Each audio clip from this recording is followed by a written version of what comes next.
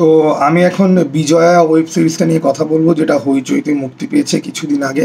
আমার finally Bijoya web সিরিজটা পুরোপুরি দেখা হয়ে গেছে, এবং এক কথা যদি বলতে হয় তাহলে এই শোটা খুব ভালো। এটার বিষয়বস্তু যেটা ছিল সেটা আমাদের এখানে 1 বছর আগে যাদবপুরে র্যাগিংয়ের জন্য যে আত্মহত্যা করেছিল একটি ছেলে, সেই ঘটনাটাকেই ওটাকে অনুসরণ করেই এই শোয়ের বিষয়বস্তু পুরোপুরি রাখা হয়েছে। যদিও আমাদের এখানে যে ইনসিডেন্টটা হয়েছিল তার জন্য অভিযুক্ত যারা ছিল, দায়ী যারা ছিল, তারা এখন কি অবস্থায় আছে, তাদের সাথে কি হয়েছে সেই ব্যাপারে আমার দুঃখের বিষয়, সেই ব্যাপারে আমার কোনো জ্ঞানই নেই। ঠিক আছে, আমি ফলো আপ করিনি যে তার আর কি অবস্থায় আছে। বাট যাই হোক, এই শোটা দেখতে দেখতে ওই 1 বছর আগের কিছু ঘটনা আমার খেয়াল পড়ছিল।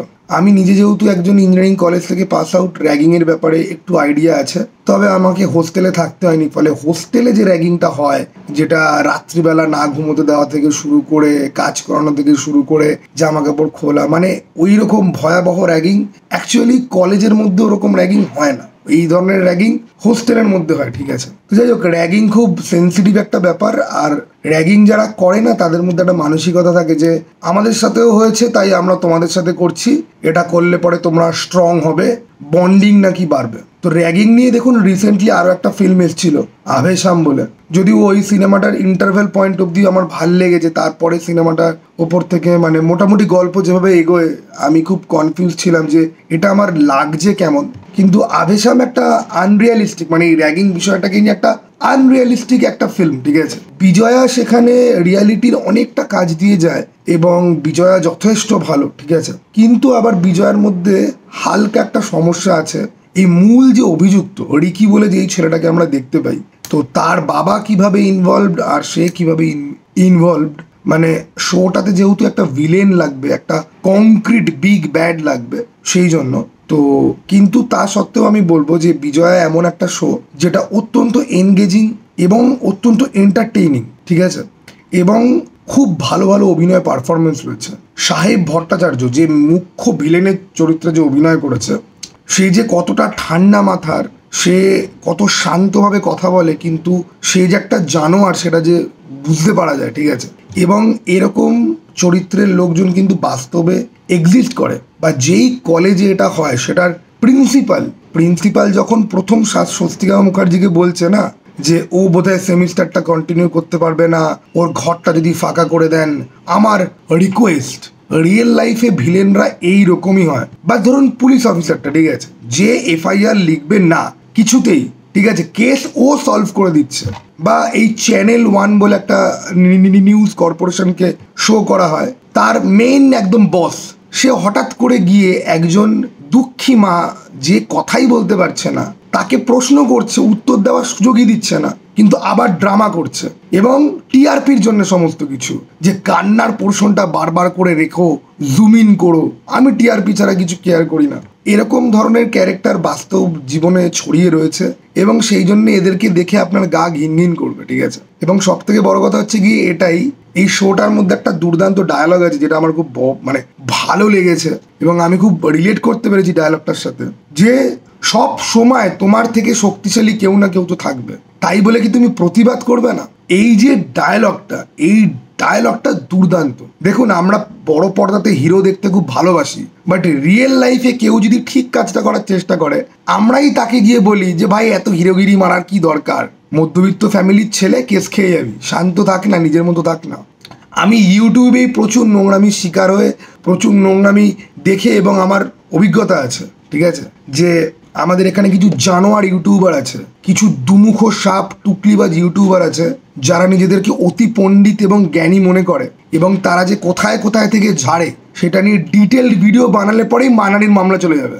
ওকে, শুধু মানহানির মামলা নয়, রাস্তায় এসে দাঁড়িয়ে বলবে আমি কত বড় গুন্ডা ছিলাম জানিস। তো এইরকম একটা করাপ্টেড সমাজের মধ্যে থেকে এই বিজয় ওয়েব সিরিজটা দেখে আমার রিয়েলি মনে হয় যে এই শোটা অ্যাটলিস্ট কিছুটা হলেও অ্যাচিভ করতে পেরেছে। আর এই শোটা হইচইয়ের একটা ফরম্যাট আছে।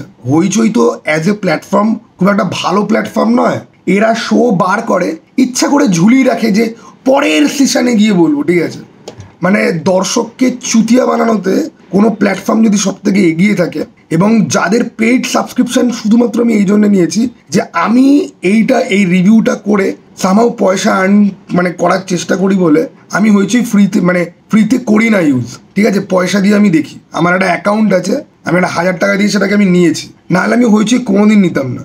এই প্ল্যাটফর্মের যারা ক্রিয়েটিভ কর্ণধার রয়েছে বা যেই ধরনের কাজ হয় বা একটা কাজ দেখে বা একটা কাজের ফরম্যাট দেখে না তার পেছনে আর্টিস্টদের ইন্টেনশন বুঝতে পারা যায়। তো হইচইয়ের যারা কর্ণধার একদম বিগ বসদের কথা বলছি, এদের মতো কোরাপ্টেড জালিমাল দুনিয়াতে খুব কম আছে। এদেরকে আমি মানুষ বলে মনেই করি না, ঠিক আছে? এরা শুধুমাত্র বিজনেসের জন্য একটা ওয়েব সিরিজে গল্প শেষ না করে সেশনের পর সেশন ধরে টানবে এবং এরপরে আনবেও না, সেটা নিয়ে আর কিছু বলবেও না, ঠিক আছে? আর আর্টিস্টদের সাথে অন্যায় করা, তাদেরকে ম্যানিপুলেট করা, তাদেরকে পয়সা না দেওয়া, তাদেরকে ইউটিলাইজ করা, ঠিক আছে?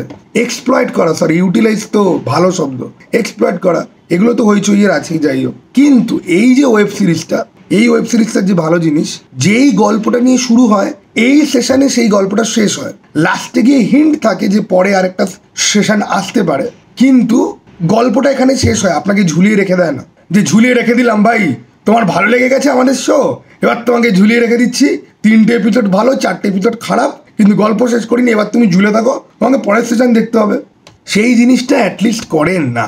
এবং রাইটিং অনেক জায়গাতে ভালো, বিশেষ করে এই যেই ছেলেটির র্যাগিং হয়েছে তাকে যদি শুরুতেই দেখিয়ে দিত যে সে মরে গেছে, তাহলে পরে জিনিসটা পুরোপুরি যে এবার প্রতিশোধ কি করে নেবে এইটা নিয়ে গল্প।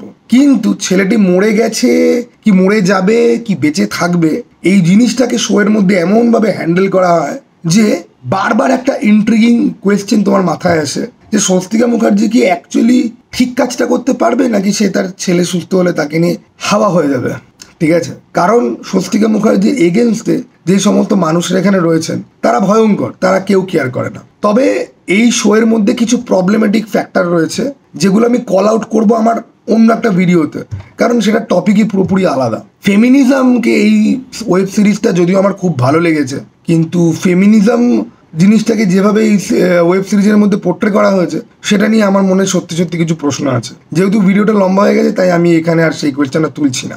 এবারে আসি পারফরমেন্সে। আমি অভিনয়ের কথা বললাম, সবারই অভিনয় খুব ভালো, স্বস্তিকা মুখার্জির অভিনয় খুব ভালো।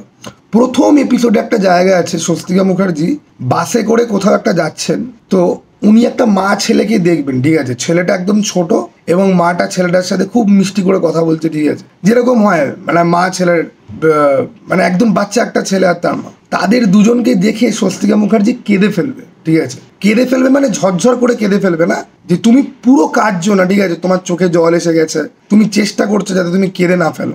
ওই যে নুয়ান্সড যে একটা অভিব্যক্তি, নিজেকে কন্ট্রোল করে রাখা, ঠিক আছে?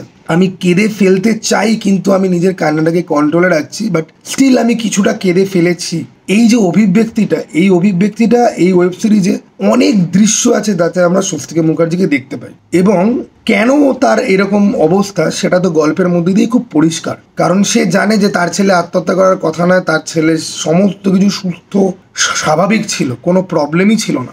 এবং এই সমস্ত দৃশ্যগুলো, তবে একদম লাস্টে একটা দৃশ্য আছে একটা গঙ্গার ঘাটের পাশে, তো এই দৃশ্যগুলো না স্বস্তিকা মুখার্জির অভিনয় কিন্তু একটা বিশাল বড় জিনিস যেটা এই শোটাকে এগিয়ে নিয়ে চলে। এবং স্বস্তিকা মুখার্জির সঙ্গে যারা ছিল তারা বেশ ভালো অভিনয় করেছে, কিন্তু উনি এক্সেপশনাল, যদিও এটা ওনারই শো, ঠিক আছে? উনি অবশ্যই এক্সেপশনাল।